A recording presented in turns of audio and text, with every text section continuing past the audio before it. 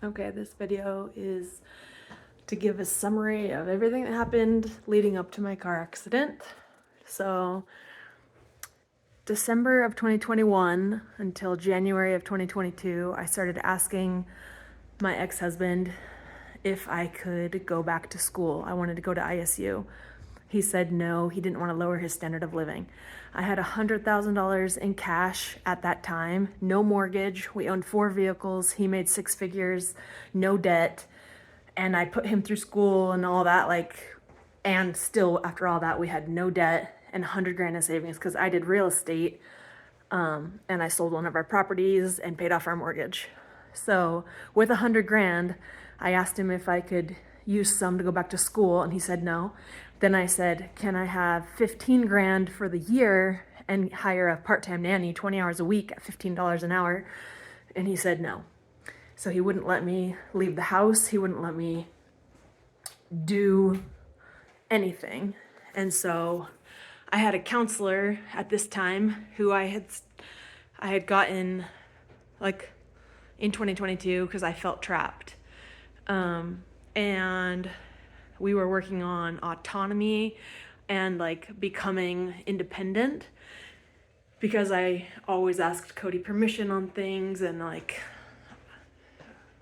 didn't really know how to be independent by myself.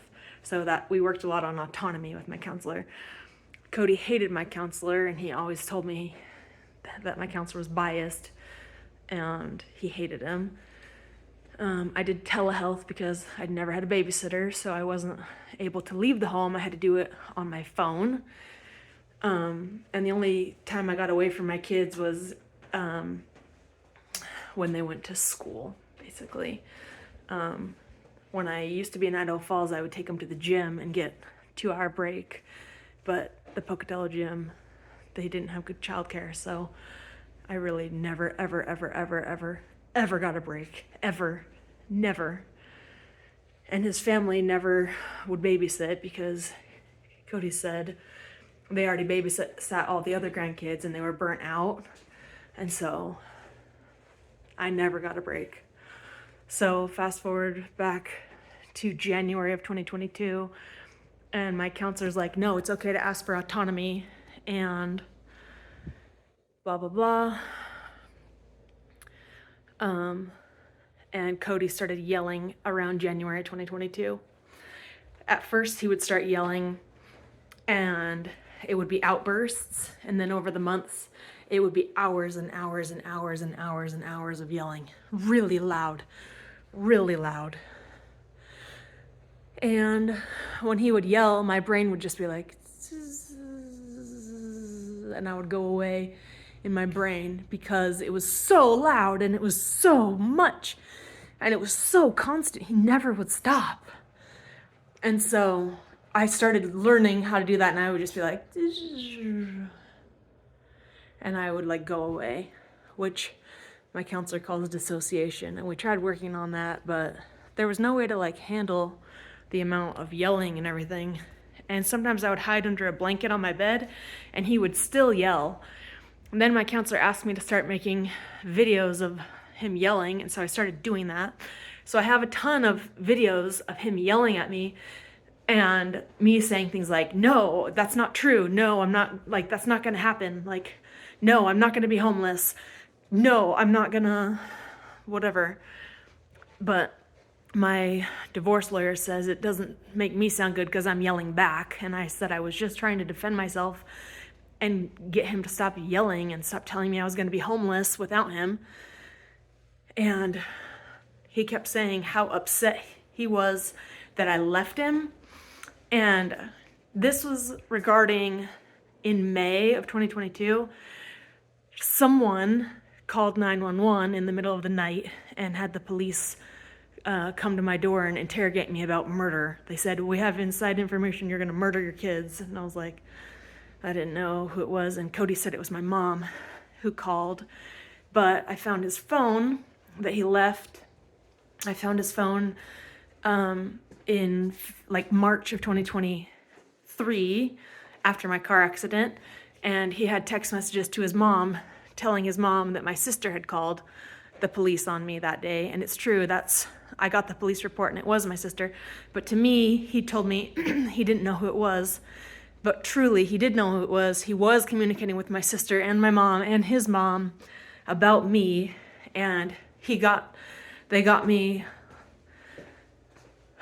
they didn't really get me arrested. I got myself arrested because I ran away. But I went to the psych ward for the very first time in May of 2022. And then when I got out, he was acting suspicious. And so I asked him to leave. And I said, I don't know that you weren't involved in this, because he was seeming like he was involved in getting me arrested with the SWAT, like the police at my door. And he was like, I can't believe you think I was involved. I can't believe you think I'd know anything. It's your mother. We know it's your mom. But he was lying in the end. He really was involved. But that's why I asked him to leave. And I just said, go get a hold of yourself. Go like have some time up at the cabin. Like, just like, I need some time. And then I took the kids on a 1-month road trip to Washington, D.C., where I grew up.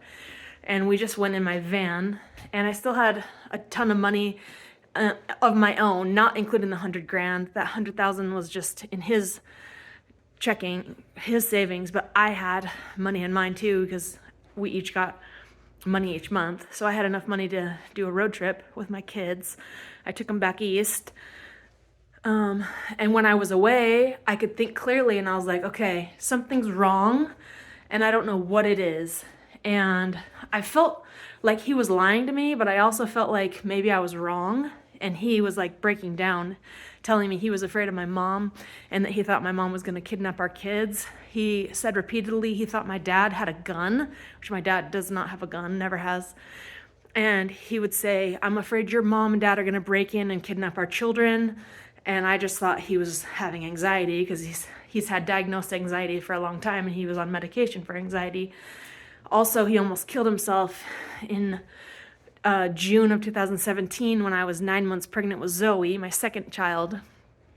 And I had him call his parents to come where we were in Washington from Idaho. So they drove from Idaho to Washington and talked with him. And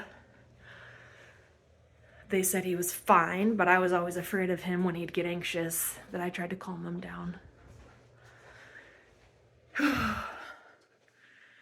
Okay. So back to Washington, D.C. in summer of 2022. I was gone for a month. I came back before Zoe's birthday in July of 2022. And Cody was so nice when we were gone. He kept being so nice. And then when we came back, he got really mean. And I was like, this is not good. And so I kept telling him I wanted to work on the marriage. I wanted him to be nice and stop yelling at me. But he just kept yelling more and more and more and more and more.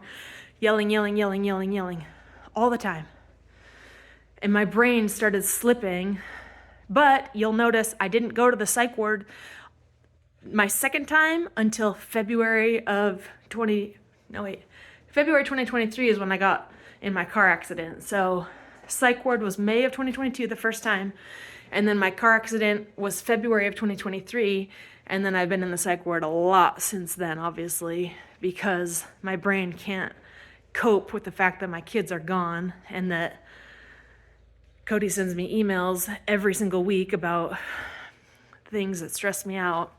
And I always end up in the psych ward on a Saturday or a Sunday, because it's always a Saturday or a Sunday, because I can never make it past a Friday phone call. That's why they say it's not bipolar disorder, because bipolar disorder is not on a calendar, and mine is on a calendar, and you can trace it every time to a phone call. That's what Dr. Kershak said. He was the one in maybe it was Ermac. I can't remember. But he's the one who switched my diagnosis to PTSD, and he put me on Zoloft, which didn't work. Anyway, these medications don't work because I can tell when I'm going to lose my mind, and it happens when I get really, really, really stressed and I start daydreaming, and I'll be like, daydream, bah, I'm in war. And then I think I'm in a war, and then I panic, and I feel like I need to tell everyone that there's a war, World War III, which isn't real. And so they can say things like bipolar disorder or whatever, and I'm like, it's not bipolar, it's some type of PTSD, which maybe people don't know exists yet. Maybe it hasn't been studied enough, because maybe not a lot of people have been through as much stress as I've been through in a marriage where you didn't have family or friends and you couldn't get out, and I was really afraid he was going to kill us all. I always thought if he snapped, he would kill us. I always thought if he snapped, he would kill us. I always thought that. And so I try to keep him calm, because I'm like, if he gets crazy and shoots us all, like, because he used to say, and he used to, when he'd be panicked, he'd be like, I'm the only thing keeping this family alive. I'm the only thing keeping this family alive. And I was just like, calm down. I'm keeping the family alive too. Calm down. And he would be like, no, you're doing nothing. You're doing nothing. And I was just like, and then I would just panic and I'd just be like freaking out. But I'd try to stay calm. So I would just be like, in my brain. And I would just be like, okay, don't focus on that. And then I would focus on the kids, and I would make like pretend scenarios with the kids, and I would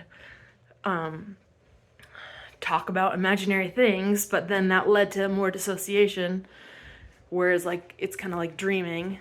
And the diagnosis I like the best is on the PTSD veterans website, and it says PTSD with dissociation, depersonalization, and derealization. And it talks about being in a dream-like state or feeling like you're in a dream. And that's what it feels like, because I would put myself in a dream because I couldn't handle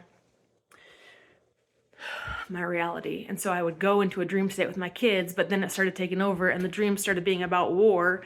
And it's always about war and my twins having died and my kids being missing. That's what I always rant about when I go crazy. But at that point, I'm always out of control. And when they put me to sleep, when they sedate me, I always snap out of it. Every time I get sedated, I'm fine after. Because it's mostly like I need to like reset my brain, and going to sleep is the only way. And it takes sedation to go to sleep when I'm not worried.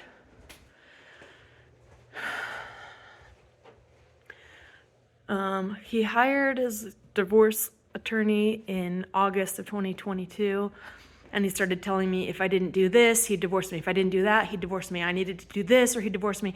I needed to change that or he'd divorce me. And I kept being like, okay, don't divorce me, don't divorce me, don't divorce me. And if I would do something he didn't like, he would say, that's it, I'm divorcing you, I'm going on Monday. He would always say that, I'm going on Monday, I'm going on Monday. And he never filed until my car accident, and then on my car accident, he filed immediately, and he filed just what he said, abandonment. He always told me he would get me for abandonment of the kids. He filed a police report for abandonment around the time he got a lawyer, saying I left the home. That's when I went to Utah to try to get help. But they said if I didn't have any bruises or battery, that they couldn't really help me. They asked if I needed cleaning supplies or food, and I said no, because I had money. But yeah, nobody would help me. And I did try, and I was with my counselor, like secretly meeting in my car, like trying to figure out what to do and how to like get out of the situation, but we didn't figure it out in time or at all. I think this is about all I can handle. That kind of takes you through August of 2022, and then it just got worse and worse until I thought he was plotting to kill me, and then I didn't know how he was plotting to kill me, but he kept talking about nuclear stuff from his job, including radon, which is just in basements. It's really harmless, actually, but in my loss of sanity, that became one of the ways I thought he was trying to kill me, was with nuclear stuff or radon. I also thought he poisoned the water in our home, because he brought in a water cooler and he said, don't drink the tap water anymore, only drink this. And I said, why? And he just said, just don't. And so I thought he'd poisoned our water. And then he started talking about asbestos, and I thought that he had poisoned our air filtration, because he was talking about how you wouldn't be able to see asbestos and how it would be invisible until it like got in your lungs. And we were all sick around this time, and so I did think he was trying to kill me. Okay, I think that's all I can handle right now.